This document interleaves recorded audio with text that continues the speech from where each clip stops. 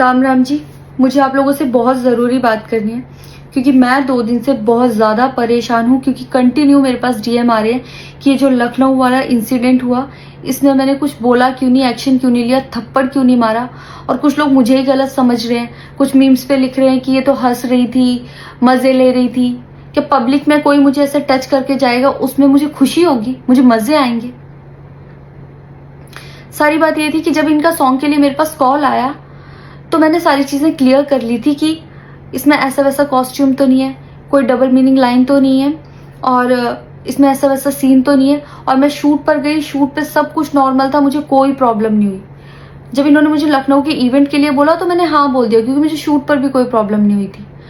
और जब मैं लखनऊ में गई, मैं स्टेज पर थी, मैं पब्लिक से बात करी थी, पवन सिंह जी ने मुझे बोला कि इधर कुछ लगा हुआ है। उससे थोड़ी देर पहले ही मेरी ड्रेस वो न्यू थी, साड़ी में नीचे टैग लगा रह गया था। तो मेरे दिमाग में आया कि शायद ब्लाउज का भी टैग लटक रहा होगा। मैं हंसकर उस चीज को दबा रही थी कि अगर मेरा टैग लगा भी है तो वो चीज जिस टाइम मैं पब्लिक से माइक में बात कर रही हूँ उस टाइम ना बोल के साइड में भी बोली जा सकती है, इसलिए मैं उस चीज को उस टाइम पे दबा रही थी। मैंने हंस के टाला, अवॉइड किया और फिर दोबारा बात करने लगी। वो बोले नहीं कुछ लगा है, नहीं कुछ लगा है। तो मैंने कहा नहीं लगा, वो बोले लगा हुआ है। तो मुझे लगा कि शायद ये तो मेरे को लग रहा था कि कुछ लगा है इसलिए ये बोल रहे हैं। और पर फिर भी मैंने हंस के वहां पे टाला, पब्लिक से अपनी बात कंप्लीट की। कंप्लीट करने के बाद जब मैं अपने टीम मेंबर से मैंने पूछा साइड में जाके कि कुछ लगा है, क्या लगा है, उन्होंने बोला कुछ भी नहीं लगा था।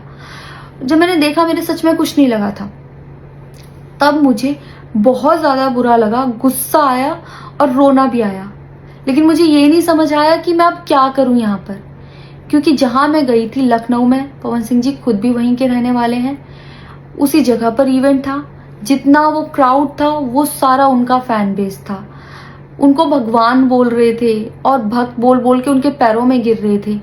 वो उनका फैन बेस था, क्राउड था। तो मुझे समझ नहीं आया कि मैं क्या करूं। अगर मैं कुछ भी बोलती तो क्या वो लोग मुझे सपोर्ट करते। मेरे साथ कुल 3-4 बंदे यहाँ से गए थे, तो वहां जितना क्राउड था क्या वो लोग मेरा साथ देता। मैंने सोचा मैं बैक स्टेज जाके बात करूंगी। इतनी देर में थोड़ी देर रील्स बन के अचानक से वो उतर के चले गए बीच में ही इवेंट के। थोड़ी देर मैंने रील बनाई, अनाउंस ये किया गया कि अभी इवेंट दोबारा स्टार्ट होगा। डिनर के लिए अनाउंस कर दिया गया, मैं भी उतर के चली गई और इवेंट वहां पे खत्म हो चुका था। अनाउंस किया गया था सिर्फ कि दोबारा होगा। नेक्स्ट डे जब मैं घर आई तो मैंने देखा ये बहुत बड़ा मैटर बन चुका था। मैंने उन लोगों से कांटेक्ट करने की कोशिश की, किसी ने मेरा फोन पिक नहीं किया, ना ही उन लोगों ने फोन करके मुझसे हालचाल पूछा कि परेशान हो या कुछ भी, नहीं, कोई हालचाल नहीं लिया। मैं पोस्ट करना चाहती थी, जो लोग लिख रहे थे कि मजे आए या हंस रही है, मैं रिप्लाई में पोस्ट करना चाहती थी। मेरे को किसी का कॉल आया था कि पवन सिंह की पीआर टीम बहुत स्ट्रांग है और कुछ भी ऐसा वैसा मत लिखना और ना पोस्ट करना, क्योंकि वो लोग अगर कुछ लिखेंगे ना बहुत कुछ उल्टा लिख देंगे तुम्हारे लिए और बहुत कुछ कहेंगे और बहुत बड़ा मैटर बन जाएगा। अभी जितना परेशान हो उससे ज्यादा परेशान हो जाओगी, तो छोड़ो। मैंने ये सोच के इस चीज को अवॉइड किया। मुझे लगा 1-2 दिन में मैटर थोड़ा ठंडा हो जाएगा, कोई बात नहीं। मैंने कहा पर्सनली कभी बात करूंगी इस बारे में इनसे। लेकिन बढ़ता जा रहा है, ऊपर से ना उनकी तरफ से कोई रिप्लाई मिला और मुझे नहीं पता कि ऐसे में मुझे क्या करना चाहिए था और क्या करना चाहिए। आप लोग मुझे बताओ, मुझे ऐसे में क्या करना चाहिए। मैं बिल्कुल भी सपोर्ट नहीं करती कि हाँ ये चीज नॉर्मल है या इसको नॉर्मल समझूं। किसी भी लड़की को उसके बिना परमिशन के टच करना ही पहली बात बहुत गलत है, और फिर इस तरीके से टच करना तो हद से ज्यादा गलत है।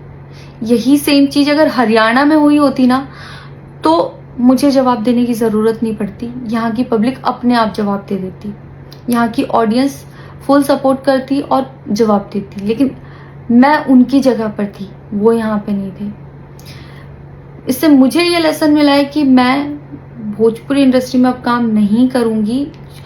आर्टिस्ट हूँ तो नई नई चीजें ट्राई करने का मन करता है कि ये भी ट्राई करूँ, ये भी ट्राई करूँ, ये भी ट्राई करूँ। कुछ भी अलग सा आता है तो करने का मन करता है कि कुछ अलग होगा, कुछ नया ट्राई करती हूँ। और वो भी पवन सिंह जैसे सीनियर आर्टिस्ट के साथ कोलैबोरेशन थी तो हुआ कि हाँ कर लेती हूँ। होता है, अगर वो भी नहीं होते तब भी अगर कोई मेरे पास मराठी का भी प्रोजेक्ट आता तो मैं सोचती कि हाँ कुछ चेंज होगा, कुछ नया सीखने को मिलेगा, ट्राई करती हूँ। पर ये भोजपुरी में काम करने के मेरे साइड इफेक्ट थे जो मेरे साथ हुए। मैं अपने परिवार में, अपने हरियाणा में खुश हूँ, मुझे नहीं करना काम भोजपुरी में। पर आप लोग मुझे ज़रूर बताना कि इस सिचुएशन में अगर आप होते और आप वहाँ पर होते तो आप उस टाइम पर क्या करते और मेरी गलती कहाँ है। जय श्री राम।